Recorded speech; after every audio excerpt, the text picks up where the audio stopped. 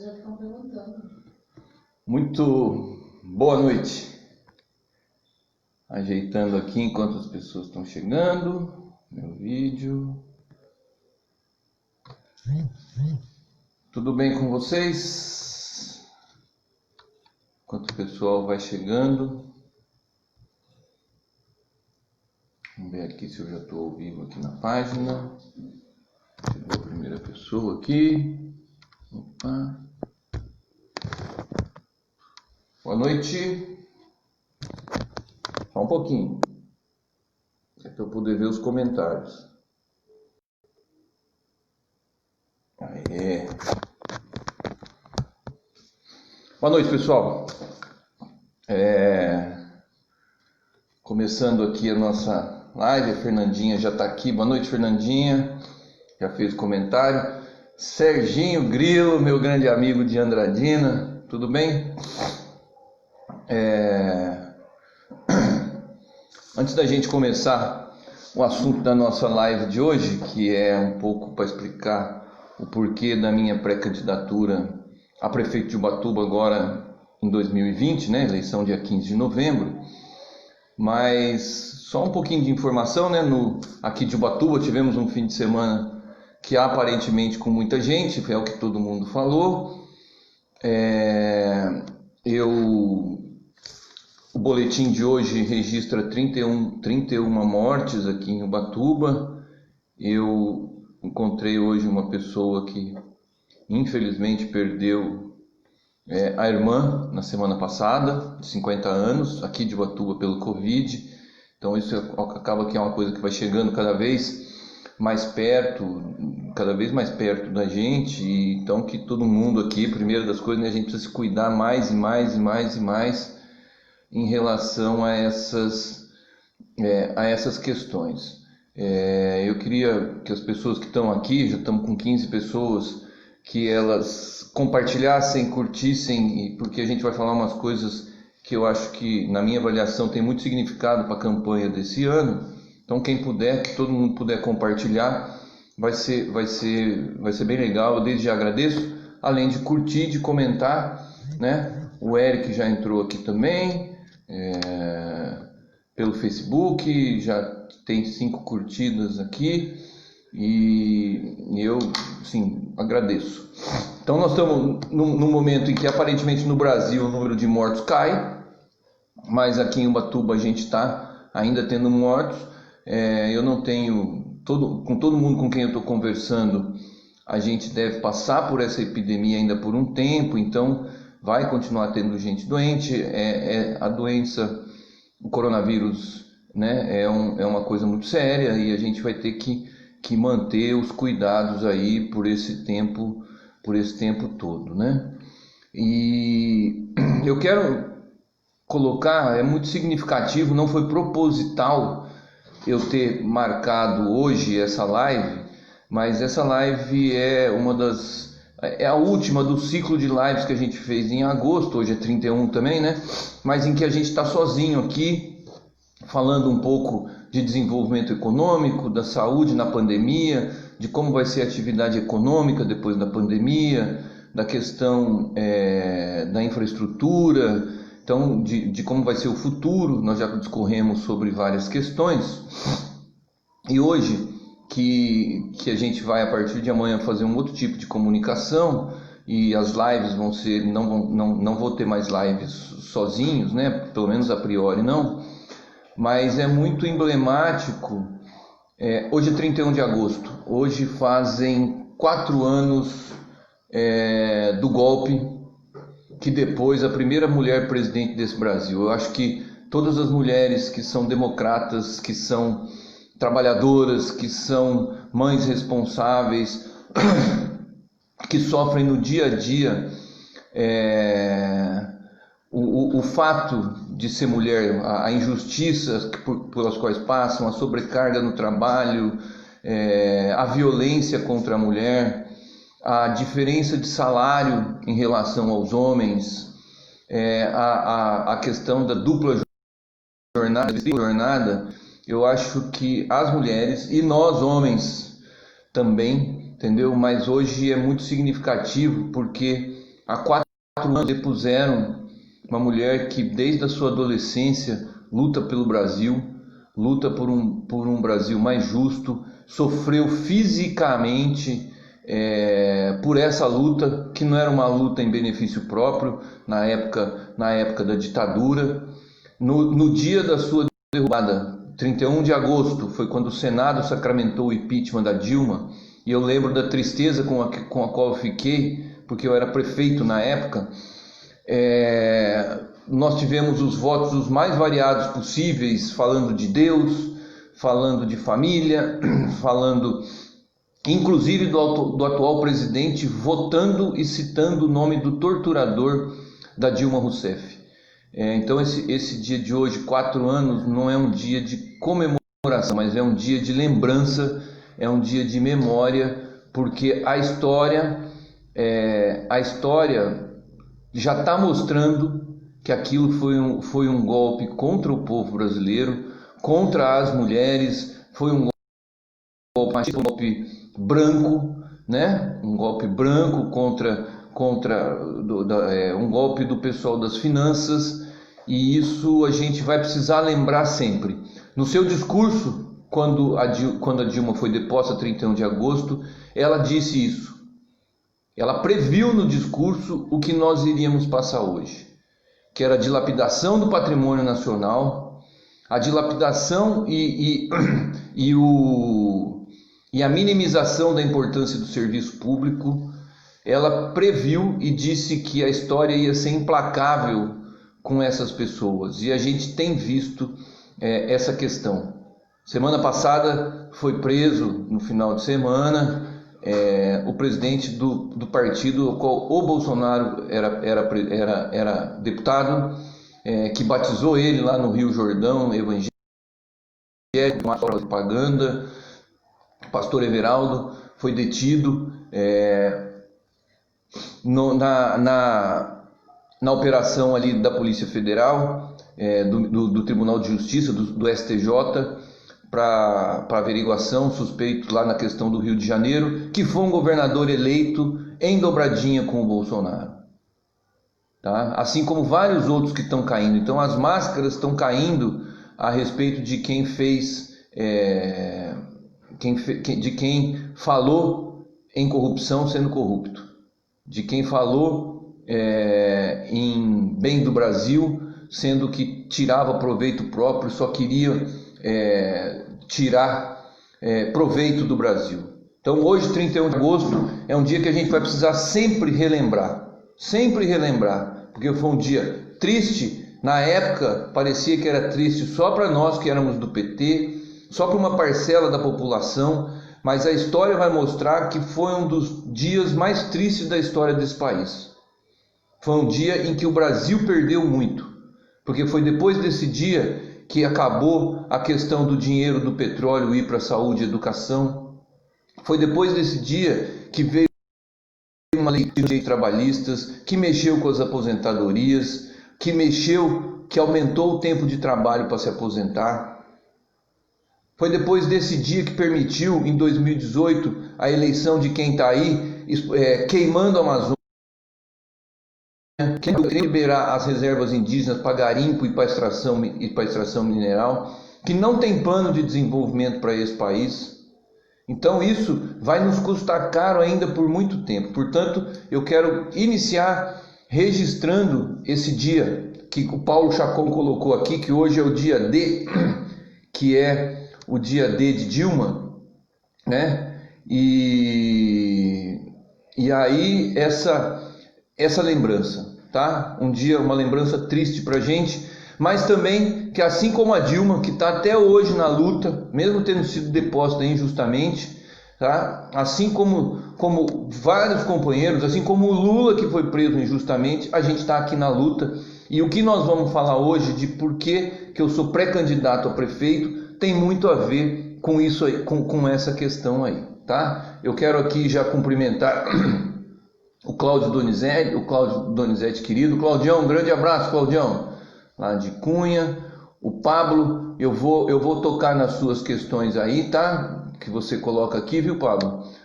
O Paulo Chacon, Alessandra, um golpe racista, LGBTfóbico, um golpe que as mulheres não merecem mais do que o segundo escalão, que é a palavra do Temer na época, e é só a gente ver a composição que tinham os governos passados em relação a negros, mulheres e minorias e o que tem hoje, que a gente vai ver o que era o golpe, tá? É muito claro isso, viu, Ale? Um abraço, Bel, a Fernandinha, tá aqui o Paulo, quem mais? Rodrigo, um abraço, Rodrigo. A Roseli, minha querida, um beijo. Se voltar para Maranduba, me avisa. A Camilinha, o Sidney Borges, boa noite, Sidney. O Eric, bom, acho que por enquanto são esses aqui. E aí eu vou entrar no tema de hoje, de por que eu sou pré-candidato a prefeito. E são vários os motivos que nos levam a assumir essa pré-candidatura pelo PT, o único partido pelo qual eu sou filiado. Sou filiado ao PT desde 2001, 2002, milito no PT desde a criação. Em 82, quando foi criado, eu estava entrando na faculdade. E eu acho que nós vamos começar essa questão de por que a candidatura, exatamente por essa questão nacional, da conjuntura. São 4 anos do golpe, são 4 anos da deposição da Dilma, da primeira mulher presidenta do Brasil. Nesse intervalo tivemos todo o desmonte do sistema brasileiro, da financiarização, enquanto o mundo inteiro quer saídas para o neoliberalismo, o Paulo Guedes e o Bolsonaro estão querendo aprofundar o neoliberalismo no Brasil, né, que é desumano, que só pensa na questão financeira. Mas eu avalio que a conjuntura nossa nacional, hoje, com o que foi feito, ela desmontou os grandes aparatos construídos pela gestão pública federal ao longo de muitos anos, desde a primeira reforma do Estado em 94 do Bresser Pereira, passando por N reformas, e veio com o teto de gastos congelando os investimentos nas áreas sociais, liberando o dinheiro do petróleo para não ser gasto em saúde e educação, sem planejamento nenhum nessa pandemia e para depois da pandemia de apoio aos municípios. Não apoio para a pandemia apenas, mas o que o projeto de recuperação do Brasil, de desenvolvimento econômico do Brasil, reserva para nós, cidadãos que moramos aqui no Brasil. Até agora, nada. Até agora, e já se vão 2018, 2019, metade de 2020, e não há uma sinalização de retomada da economia via investimentos públicos, não há uma sinalização de retomada da economia via investimento nos serviços públicos, tá? E um projeto que signifique geração de emprego e renda. É muito pouco só deixar por essa questão do renda básica, que vai acabar, certo? Então, os municípios, nessa conjuntura nacional, para o futuro, isso já vem se desenhando desde 2018, 19, desde 2018, desde 2016, quando houve a ascensão do Temer e a derrubada da Dilma, essa questão. A arrecadação dos municípios caiu em termos de repasse do governo federal e estadual. Todos os municípios vão estar com carência. E aí, uma das coisas que eu sempre coloco, tanto o governo federal, como o governo estadual, como o governo municipal, tem implicação direta na vida de cada um de nós. De cada um de nós. Portanto, está na discussão do candidato, junto com o meu partido, junto com os nossos pré-candidatos a vereadores, pré-candidatas e pré-candidatos, é exatamente fazer a disputa, fazer a discussão da cidade nessa conjuntura nacional que nós estamos vivendo, na conjuntura mundial de crise, de pandemia, na conjuntura nacional de sem projeto político, sem projeto de desenvolvimento sustentável para esse país. E, portanto, aqui no município, quem está pensando em ter uma vida melhor, quem está pensando seja no meu caso, que já tenho indo para 56 anos, seja na juventude, seja nas mulheres, seja nas minorias, seja nos pequenos empresários, seja nos autônomos, ou seja, nos setores que produzem nesse país, que já produziram nesse país dos aposentados, a gente precisa saber que se não participar, outros vão participar. Portanto, a primeira das razões de ser pré-candidato e de ter aceito essa missão é exatamente o fato de que todo mundo precisa fazer sua parte. É essa convicção de que a gente precisa participar da vida e quem tem condições e tem experiência precisa aceitar desafios. Então essa é a primeira das questões que me fazem ser pré-candidato a prefeito. É colocar para discussão todas essas questões, sabendo que vai ser necessário aqui nos municípios, que vai ser necessário que em cada município haja um projeto de desenvolvimento. Essa é a primeira das questões. A segunda, de caráter local, tá? O grupo ao qual eu pertenço, com quem a gente dialoga, que vai além do PT, que vai principalmente, não só nas minhas relações partidárias e políticas, mas também nas relações pessoais, entendeu? Tem uma noção muito clara de que a cidade não está num bom caminho, de que a cidade não melhorou nesses últimos 3 anos e meio, como foi prometido que ia melhorar, tá? Vários serviços foram desmanchados e, portanto, como nós estamos insatisfeitos com o rumo da cidade, com os resultados da administração, a gente fez a discussão e nós vamos fazer uma candidatura de oposição, como são várias as candidaturas. Nós estamos no campo querendo dialogar com as pessoas que estão insatisfeitas com a atual administração, que eu não tenho dúvida que é a maioria da cidade, é só a gente conversar na rua, tá? A gente vê, não existe ainda um consenso de como a insatisfação vai se comportar nas eleições, mas é muito claro de que o atual prefeito tem uma rejeição muito maior. No nosso caso, não é uma rejeição só de poder, é uma rejeição de visão política e de rumo das cidades. Basta a gente ver agora a atual administração usando a pandemia para aprovar um monte de coisas na Câmara, que está sem as sessões presentes, entendeu? Mais ou menos como fez o ministro do Meio Ambiente, dizendo que vão aproveitar a pandemia para passar uma boiada. Então, passou autorização para um empreendimento para lá de discutível na Praia da Enseada, que vai ser montado em cima de uma das últimas áreas verdes que tem na praia, numa praia que só tem edificações na sua orla, e quem viu o filme desse empreendimento consegue ver o tamanho da agressão que vai ser, na beira da praia, no pé da areia, um tamanho de edifício daqueles. Foi passado agora, tá? Tá sendo passado agora, quando era para ter suspendido as discussões do plano diretor, que já era para ter sido revisto lá no início do mandato, não foi. E o mais correto seria suspender a discussão do plano diretor para que o próximo prefeito fizesse. Porque quem não fez em 3 anos e meio não tem o direito de decidir o destino da cidade nos últimos 6 meses de mandato. São essas questões que a gente percebe que não é que a atual administração não tenha rumo. O rumo dela não nos agrada. É um rumo de quem está na mão de pessoas de fora, de especuladores e de exploradores da nossa cidade, e não de pessoas que estão pensando no desenvolvimento para todo mundo. Essa é a principal das análises que nós temos que fazer em relação à situação e oposição. Por que nós somos oposição? Por quê?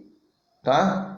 Então, esse futuro que está sendo planejado para a cidade, bancado por interesses de fora daqui, por apoiadores políticos, padrinhos políticos de fora de Ubatuba, pela antiga administração de Caraguá, está em peso agora na prefeitura, é um futuro que a mim não agrada. E o que eu tenho escutado na rua é que não agrada a maioria da população. Tá? Não agrada. Não agrada o descaso com a população mais carente, não agrada a falta de planejamento do que vai ser dessa cidade. Não agrada o fato de ter suspendido uma série de coisas que a gente tinha como oportunidade para as gerações futuras, como o cursinho Acessa para Todos, como a compra a compra em volume grande da agricultura familiar, a política de divulgação da cidade por eventos, a disseminação das oportunidades do turismo para os bairros e para todos os lugares, e não só concentrado aqui no centro. Então essas coisas que foram terminando, a seriedade na modernização da administração, que simplesmente parou e era uma coisa para se continuar. A gente fez o fácil, que é para melhoria do atendimento ao cidadão, e fizemos digitais, interligamos a administração e eles diminuíram a prestação de serviços. Não tem sinalização de modernização, de democratização da banda larga. Então tem uma série de situações aí que não nos agrada em termos de futuro. Essa é a questão. Então, portanto, quem não está satisfeito com o prefeito, a gente quer dialogar para poder discutir sobre essa questão, certo? E aí a gente entra por algumas outras questões das motivações. E nós estamos construindo um plano de governo, que é uma questão da visão de futuro. Esse plano de governo é baseado no passado com o qual nós tivemos na prefeitura enquanto administração, certo? Uma administração, primeiro, pautada na busca da eficiência, por isso nos modernizamos, compramos equipamentos, fizemos concurso público para selecionar funcionários qualificados, fizemos uma reforma administrativa, ganhamos prêmio Municiência de inovação e tecnologia, ganhamos prêmios de combate à fome na agricultura familiar. Então era uma administração voltada para a eficiência, voltada para a valorização do serviço público. Depois, uma questão da questão social. Nós estamos vendo agora, essa pandemia mostrou o quanto que o serviço público é importante. Não é só o SUS. O SUS ancorou tudo isso.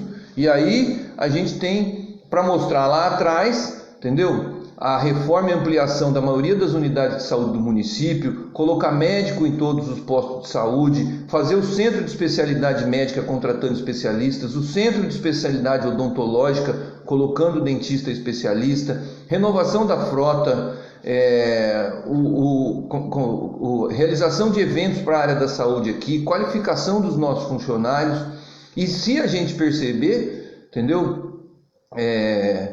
Grande parte do enfrentamento dessa pandemia do coronavírus só foi possível porque as unidades de saúde estavam equipadas. Nós que deixamos, a saúde estavam completas de pessoal, é a herança da nossa gestão, com mais médicos e tudo mais. Então, a saúde é uma das coisas que a gente vai precisar continuar investindo, continuar qualificando, mas todos os serviços públicos. Nós vamos passar por um período no futuro que o prefeito que não tiver uma visão sobre o serviço público, sobre a questão social, a gente está vendo aí o aumento da população de rua, nós estamos vendo aí os problemas com a segurança, que não são só de enfrentar bandidagem, mas a segurança é prevenção, é oportunidade para a juventude. Nós estamos vendo uma juventude sem oportunidades e que por conta disso acaba às vezes. Então, essa é uma questão para a gente prestar atenção no futuro. Então, a questão nacional, a questão municipal de estar descontente com a administração pública e essa nova visão de como deve ser no futuro. Então vai ter que ter a questão social muito em cima, a questão administrativa para num cenário de crise fazer economia com o serviço público. Eu não tenho dúvida de que o próximo prefeito vai ter que reduzir gastos para poder sobrar dinheiro para investimento, tá? E depois a questão do desenvolvimento e do desenvolvimento sustentável, pegando a questão ambiental, a questão cultural, a questão educacional para esse município. Portanto, esses são os desafios que a gente tem que apresentar para a população.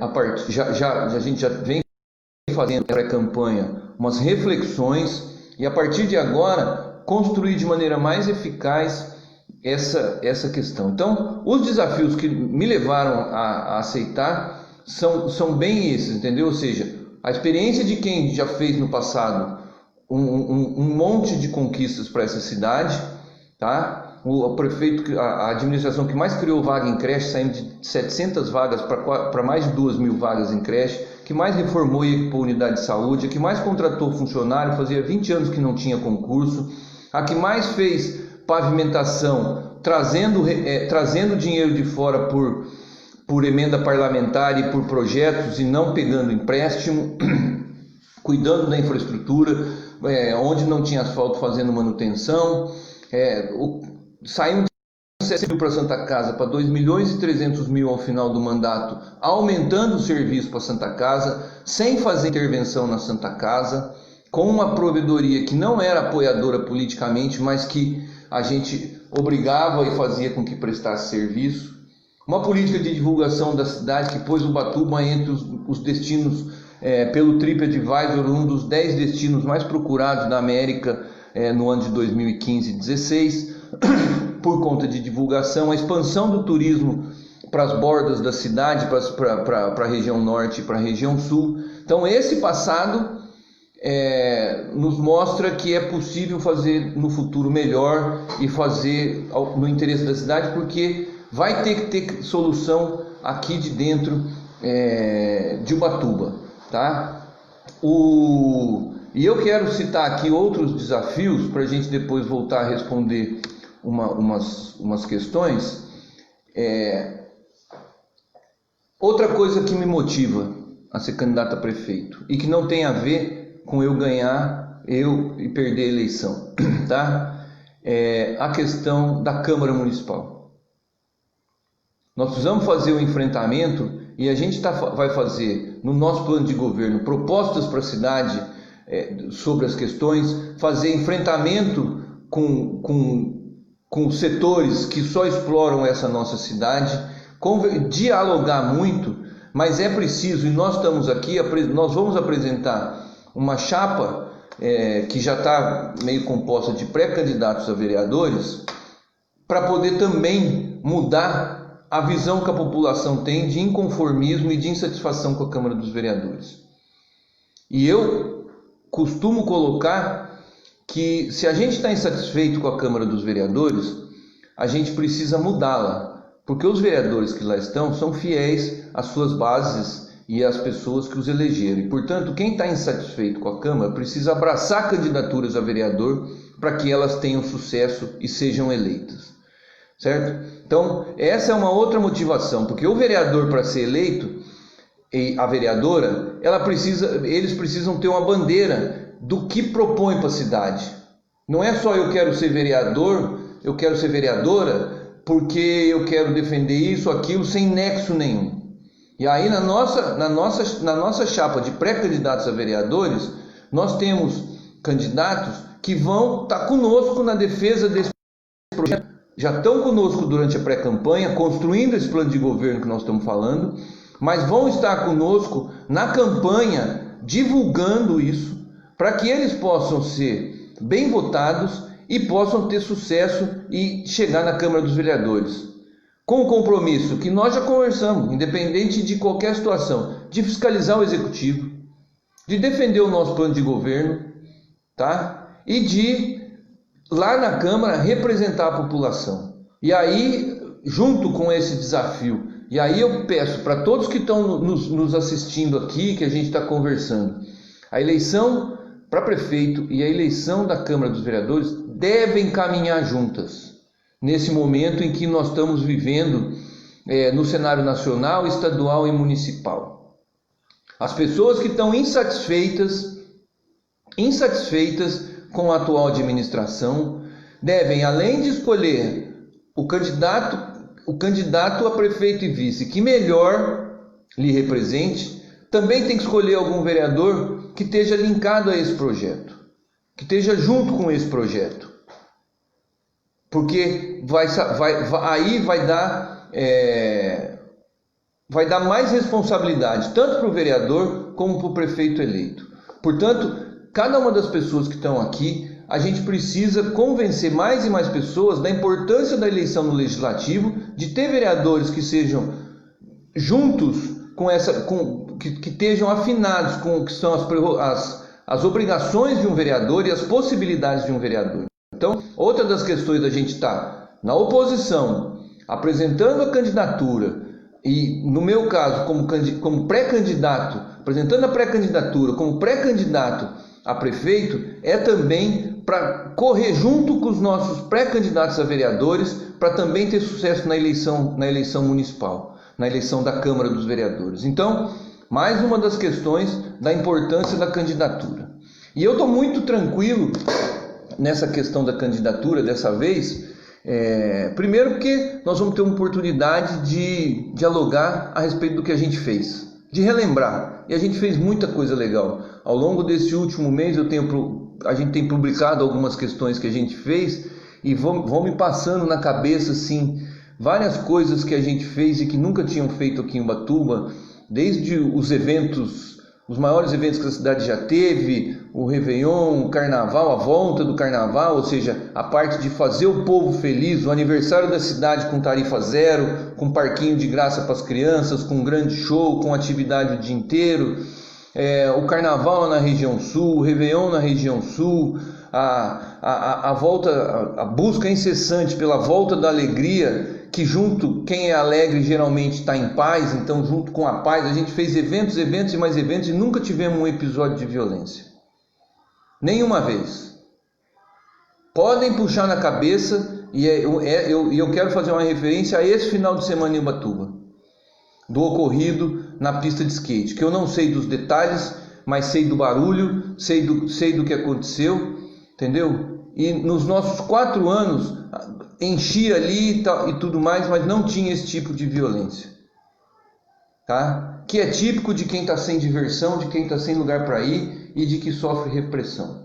Eu acho que tudo tem seu limite, tudo tem as suas questões, mas está muito claro hoje que Ubatuba, primeiro, em relação à juventude, está muito sem opção de lazer, sem opção de estudo, sem opção de futuro. A pista de skate é um lugar que eu já coloquei aqui quando falei de cultura. Ela tem que ser vista muito além de ser um lugar de pista de skate, de ser um lugar de um esporte ao ar livre, mas a pista de skate com a quadra de basquete, elas são um lugar, hoje em Ubatuba, um lugar de cultura. Goste ou não da cultura que está lá, elas são um lugar de lazer da nossa juventude, onde as pessoas se encontram. E aí, uma das outras críticas muito severas que nós temos que fazer é o que está sendo feito na nossa avenida. Primeiro, porque está diminuindo o tamanho da praça de eventos, com uma obra duvidosa do ponto de vista arquitetônico, ambiental, e qualquer um deles, da transferência do local da feira de artesanato. Mas segundo, porque o que eu disse do rumo da cidade com a qual nós não concordamos, para mim está muito claro que, a continuar a atual administração, essa cidade vai ser cada vez mais excludente para quem mora aqui. A orla da praia está sendo pensada, reformada e vista para que o povo de Ubatuba não frequente a orla dessa cidade. É a tentativa de levar o carnaval para o Perequiaçu, é a obra da avenida que está sendo feita reduzindo o lugar da praça de eventos, é a repressão violenta nas atividades da pista de skate. E eu quero colocar aqui que uma das questões que todos que estão aqui nos ouvindo devem fazer é qual a visão que os pré-candidatos e depois candidatos a prefeitos têm sobre a pista de skate, sobre a quadrinha de basquete. Se a orla desse município vai servir como um lugar de cultura e de lazer para a nossa juventude de noite e para a nossa população de dia, ela vai ser cada vez mais excludente e ficar só para os que vêm de fora. E nós temos direito de aproveitar aquilo lá, todos nós. E é preciso prestar atenção nisso. Está se reduzindo os espaços de frequência para a população de Ubatuba frequentar na orla da cidade. Então, precisa perguntar para os pré-candidatos. Eu já coloco aqui que, na minha visão, a orla da cidade é um lugar de toda a população de Ubatuba, de todos nós. Todos nós temos direito de passear na orla, de se divertir na orla, de fazer lazer na orla. Então, quem está nos vendo aqui, quem está nos assistindo, reflita sobre essa questão. Então, a Câmara dos Vereadores é outra coisa importante. Nós temos 10 pré-candidatos, vou tentar lembrar o nome de todos aqui, mas nós temos 3 mulheres guerreiras como pré-candidatas, a Alessandra Aleoshiro, que é funcionária pública, jornalista da Marcha Mundial das Mulheres, uma pessoa extremamente capacitada, a Vera Verão, que é líder comunitária, microempreendedora individual e uma batalhadora incansável na questão da segurança, na questão do desenvolvimento, da geração de emprego e renda para os jovens. A Ieda, que é comerciária, mãe, primeira candidatura, está muito empolgada e vem e defende a questão da oportunidade aqui em Ubatuba de evolução para as pessoas que trabalham no comércio. O Gerson, que é bancário, que é caiçara da região norte do município, que defende historicamente a pesca, as comunidades tradicionais, o desenvolvimento sustentável e a questão da habitação. O João Cordier, que é empresário aqui na cidade de renome, cara jovem que está chegando aí com muita gana na questão do desenvolvimento sustentável, do turismo sustentável, do diálogo com os pequenos e médios empresários para fazer o desenvolvimento aqui na cidade, e mora na Itamambuca, na região norte. O Juan, que é da área ambiental, foi nosso secretário do meio ambiente. O João foi nosso secretário de turismo.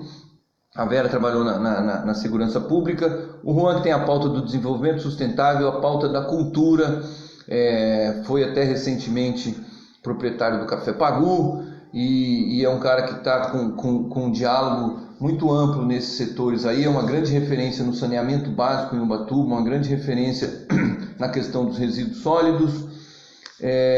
O Luiz Fernando, que é do Lázaro, da região centro-sul de Ubatuba, que trabalha com eventos, que é ligado à questão do turismo pelos quiosques, a questão ali do Saco da Ribeira todo, que envolve a pesca, a náutica e o setor cultural.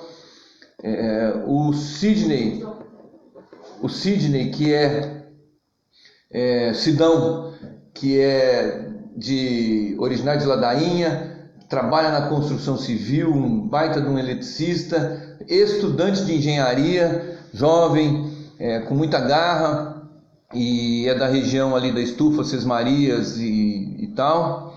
O Norival Catarino, que é do Perequiaçu, uma pessoa muito conhecida na política, também milita na área da habitação, na área da defesa da população caiçara. Norival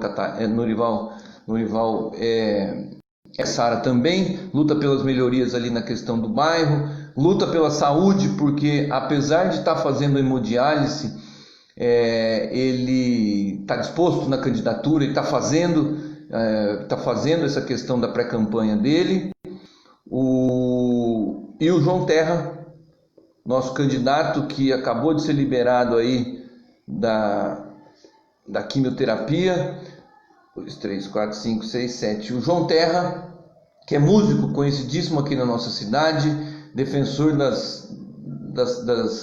da questão cultural, mas também tem uma forte influência na região centro-sul do município, na área da música, muita ligação com a juventude, muita ligação com todas as questões que envolvem esse importante setor para o futuro aí, que é a área sociocultural. Então, são esses os nossos 10 pré-candidatos a vereadores que me motivam muito a ser candidato a prefeito, a ser pré-candidato nesse momento, tá? Me motivam muito porque representam os mais diversos setores da cidade, estão junto na elaboração desse plano de governo, são extremamente comprometidos com a questão de Ubatuba e sabem dos desafios que vão vir pela frente. Portanto, são extremamente corajosos.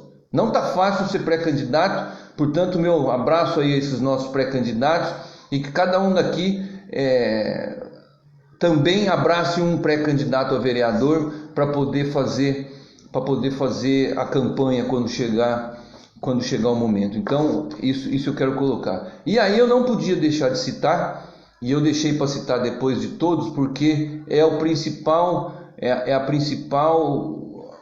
uma das principais referências que eu tenho na política de Ubatuba, e é uma segurança que a gente troca entre nós dois nessa questão da candidatura, que é o pré-candidato a vice-prefeito comigo pelo PT, que é o Domingos.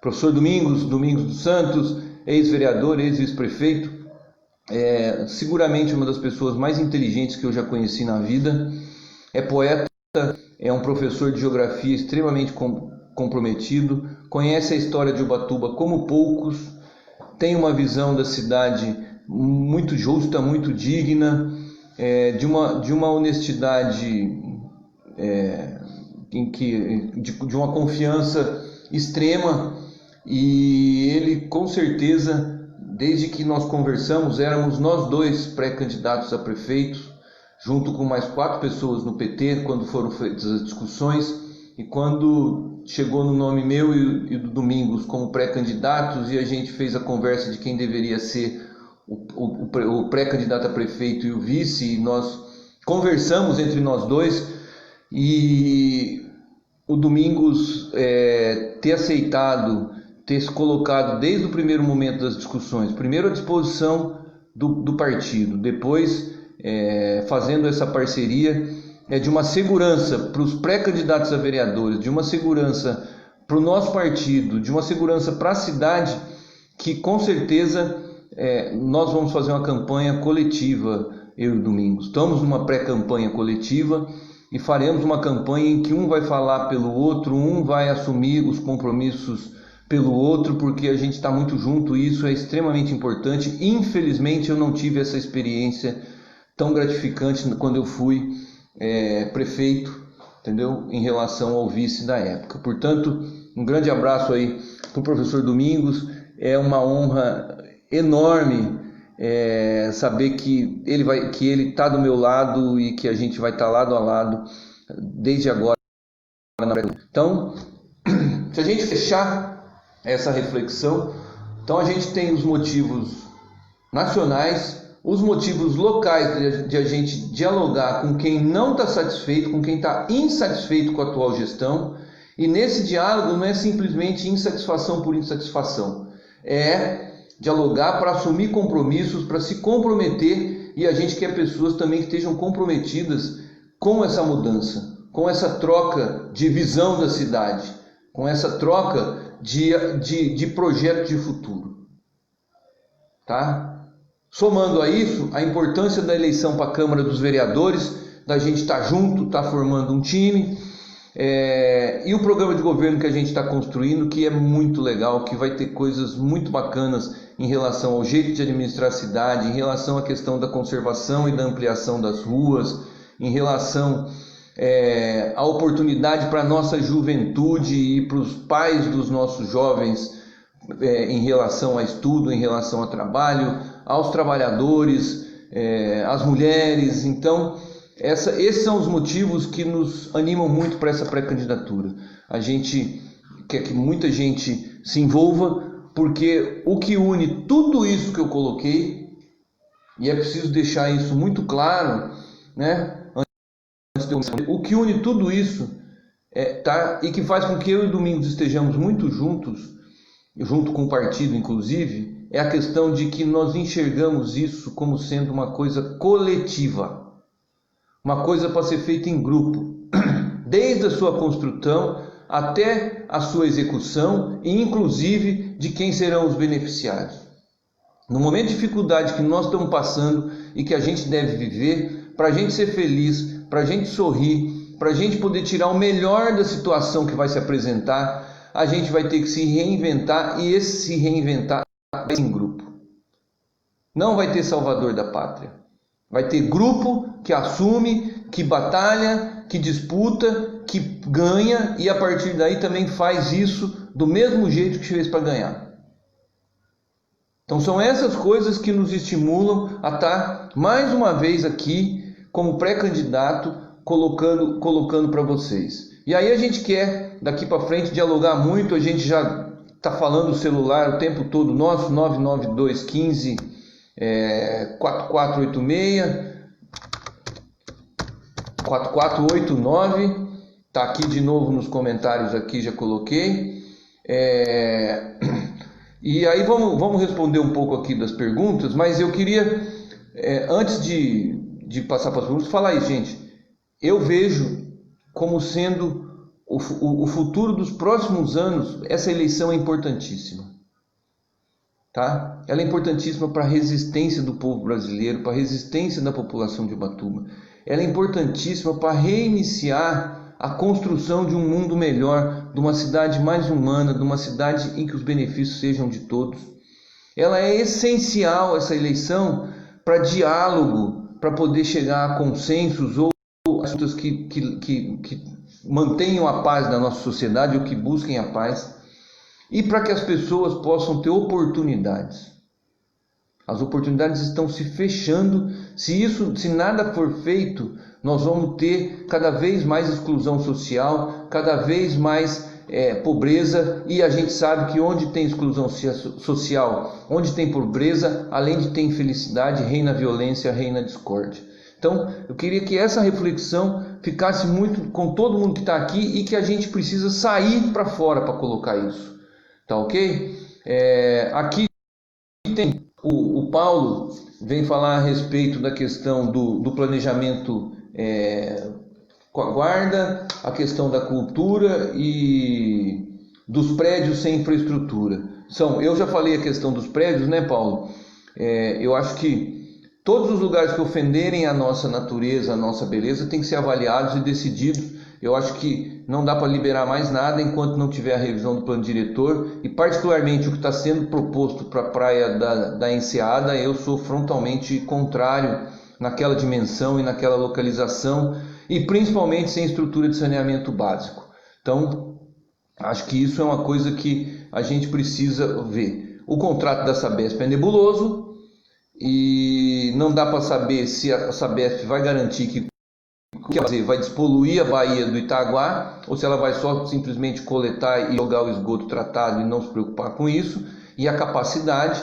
Então é um momento de discutir e eu pretendo fazer essa discussão, viu, Paulo, em relação a isso.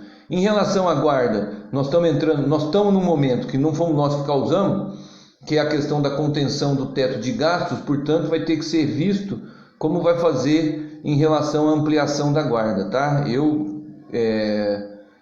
tenho muito orgulho de ter investido na guarda aí com reequipamentos, compra de uniformes, os radiocomunicações. Cada guarda se comunicava com o outro pelo seu celular particular, não tinha nem o celular corporativo e muito menos o sistema de rádio que fomos nós que implantamos, graças a uma emenda do deputado Carlos Zaratini do PT, junto com a nossa pré-candidata Vera Verão. Então, a Guarda Municipal, eu aguardo sugestões, viu, Paulo? Porque nós vamos ter dificuldade em ampliar o número de efetivos num primeiro momento. Mas a Guarda Municipal tem um papel importante e que nós trabalhamos muito junto com a Guarda e nesse novo momento da segurança nós vamos precisar discutir a função da guarda. Nós não temos isso fechado ainda não, tá? E pela cultura, a valorização. Nós fizemos uma live específica disso, Paulo, colocando que já sempre foi assim. A cultura é resistência, a cultura é desenvolvimento, a cultura é emancipação, a cultura é liberdade. Portanto, a gente quer que todas as formas de cultura tenham voz nessa cidade, tenham vez, que elas vão ser um importante fator, não só do desenvolvimento pessoal, do desenvolvimento social, mas o entretenimento e a cultura está junto com isso, vão ser, numa cidade de serviços como a nossa, vão ter papel essencial, e a gente quer, inclusive, democratizar a cultura, Paulo. Nós precisamos dar voz à cultura que está muito viva nas comunidades de Ubatuba. Nós precisamos dar voz e vez para que essas pessoas se apresentem para suas comunidades, mas que também tenham acesso a se apresentar aqui no centro da cidade. E precisamos levar o que for de melhor que a gente tiver também para as comunidades, também para os bairros afastados. Eu acho que isso vai estar com certeza no nosso plano de governo, tá? Cumprimentar aqui o Marcelo Salada, o cara do desenvolvimento sustentável, das nossas ecopranchas, né, Salada? Um abraço aí para você. A Isabel falando aqui do pensar coletivo, que foi uma marca do nosso governo. Graças a Deus, Isabel, criamos os conselhos que não tinha, da mulher, da juventude, segurança alimentar, uma série de conselhos aí que não existiam. Fizemos orçamento participativo, caminhamos para o orçamento participativo jovem, que vai ter que ter um novo formato, mas governo só vai ser para todos se tiver participação na elaboração, na execução e na fiscalização. Portanto, precisa ser muita transparência e dar voz para essa participação, e a gente precisa aumentar isso, porque em casa que tem pouco dinheiro, que vai ser os próximos anos, é preciso fazer muita discussão para que ninguém saia insatisfeito e você possa fazer as prioridades corretas. A Isabel estava falando aqui, deixa eu ver quem mais. A Nalva falando que trabalhou comigo com o Domingos.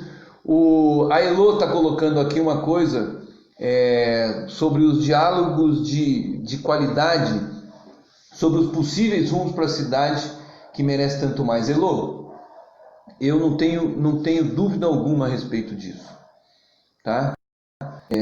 Se tem uma coisa que eu gosto de fazer e que eu pretendo fazer cada vez mais, é a questão de formação das pessoas, eu não sei se a palavra certa é qualificar, viu, mas para que as pessoas compreendam os interesses que tem numa cidade, tá? Eu acho que isso dá qualidade, isso faz as pessoas serem melhores quando elas compreendem.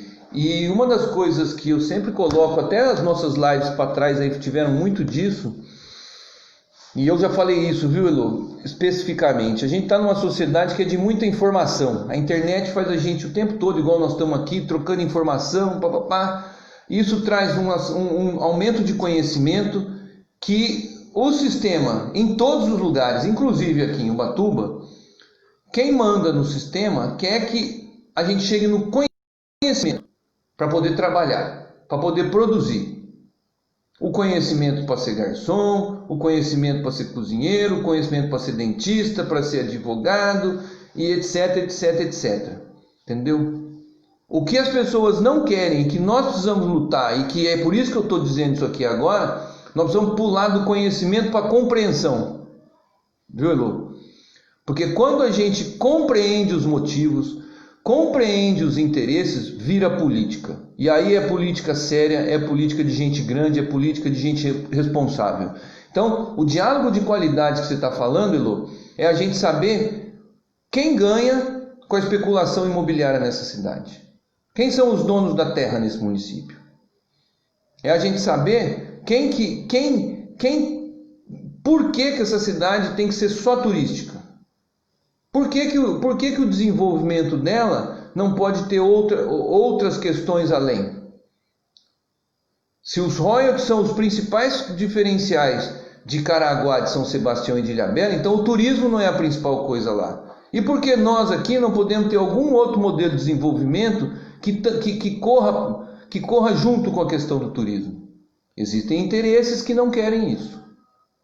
É preciso compreender essa questão. Então, Elô, você está convidada, inclusive, a participar aí pelo nosso celular, pelos nossos grupos, para fazer isso, porque é muito legal, tá? O Rodrigo colocando aqui a questão da nossa chapa por saúde e educação, o Adilson aqui falando do Domingos, que é um super cara, eu também gosto pra caramba, entendeu? A Alessandra colocando exatamente o que a gente vê como administração, entendeu? Em qualquer uma das áreas do poder público, em qualquer uma das que a gente pensar, a gente tem que ter a vida no centro, tá? A gente tem que ter a vida no centro. Um beijo, Ana Emília, tá entrando aqui pelo Instagram, a Ligli Dunk Gula Correia, um abraço para vocês aqui que estão aqui no Instagram, um beijo para vocês. Mas a vida tem que estar no centro. Tanto é que a gente, o PT Nacional e nós aqui de Ubatuba, nós estamos com a transição ecológica como sendo uma coisa que permeia todo o governo. Não há como falar em saúde sem falar na questão da vida e na questão ecológica. Não há como falar em emprego sem falar na sustentabilidade do emprego. Não há como falar em segurança sem colocar a questão da vida. Então, Ale, obrigado por essa colocação aí a respeito da questão da vida, no centro da administração, né? Eu acho que é isso, e não ter o lucro para pouquíssimas pessoas, que é o que a gente está. A Taninha Oliveira, um abraço, Tânia, tudo de bom para você, boa noite. A Nalva aqui falando das ações positivas para este ano dos eventos culturais, entendeu? A questão da sustentabilidade, da questão das mulheres. E todos nós que estamos aqui, tá? Nós estamos caminhando aí para 2 minutos, o Instagram já vai fechar.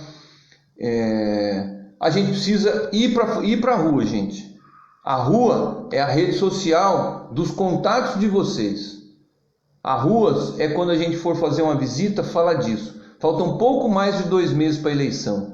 Nós temos que transformar a discussão sobre o destino de Ubatuba, a discussão sobre as nossas vidas, a discussão sobre o desenvolvimento, sobre os direitos das mulheres e dos jovens, como o centro dos próximos 2 meses, e estimular as pessoas a terem lado, a darem a cara. É muito difícil ser candidato, por isso que eu fiz questão de citar os nossos pré-candidatos a vereadores e o professor Domingos. Não é fácil se expor, mas fica muito melhor para a gente, e é muito mais gostoso quando tem mais gente junto conosco, comprometida e empurrando a gente. Portanto, fica aqui um convite nesse finalzinho de live para que vocês se insiram nas campanhas. E aí, o último recado. Eu falei aqui no começo sobre a Dilma, sobre a questão do Lula, do PT. Reafirmo aqui a questão de que eu sou candidato pelo PT. O Domingos é do PT e a nossa chapa é do PT. Mas, para as pessoas que estão no campo da esquerda democrática em Ubatuba, é preciso ver se tem outra opção nesse campo, que defenda tudo que a gente defende. E vocês estão convidados a vir conosco nessa pré-campanha. Mas muito além disso, eu citou os nomes aqui porque nós temos história nessa cidade. A nossa chapa tem história nessa cidade de luta. E, portanto, além dessa questão partidária, dessa questão ideológica que a gente carrega com muito orgulho, tem a nossa questão pessoal, o nosso vínculo com essa cidade, para que as pessoas possam avaliar. E eu dou isso como argumento para que as pessoas, para que vocês que estão aqui nos vendo, possam fazer as discussões, possam trazer para a gente. A gente quer muita sinceridade, muito olho no olho, a gente quer muita discussão sadia, e a gente não vai fugir do debate. E não vamos fugir da rua, e não vamos fugir do pau. Portanto, esses são os motivos. Eu aceitei ser pré-candidato a prefeito pelo PT. A satisfação de estar junto com o Domingos como pré-candidato a vice, com a nossa chapa, e a gente pede que vocês deem o devida importância para a política, para as eleições desse ano, e que todos que estão aqui conosco, além de curtir, compartilhar e comentar, entrem de cabeça na campanha, escolhendo com consciência o que é melhor para a nossa cidade. Tá ok? Um grande abraço, 21 em ponto, tudo de bom para vocês, um grande beijo.